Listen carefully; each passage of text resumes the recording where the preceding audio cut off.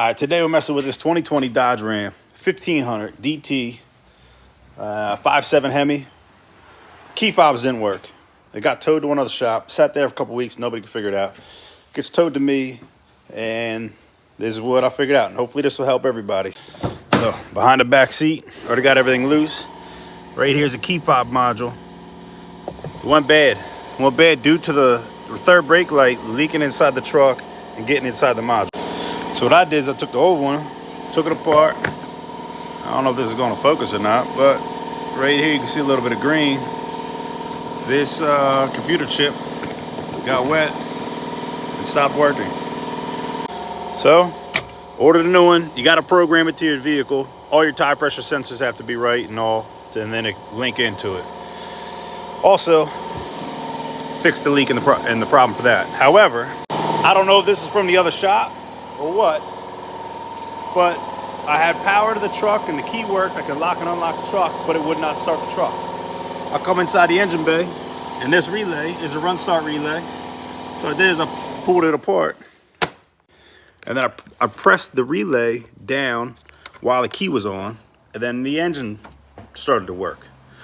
So I realized there's something wrong inside this fuse box. You can take these out and take them apart, and I'll show you. You're gonna hit all three of these bolts. Then we're gonna take these ones out, pop these wires off. Obviously do it with a battery disconnected. Take them all out.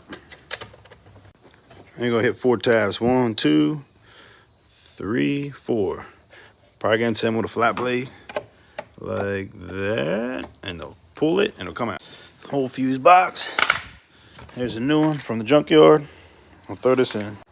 Make sure you get these wires and plugs started before you run the bolts in. You don't want to mess nothing up before you and click it down. Tighten them down, and then we'll click the fuse box back in place. Also, a quick tip, these got little tabs on them where they would lock in place. So you technically can't mess this up. However, not all cars are like this. So they all kind of fall right where they need to because of the little groove.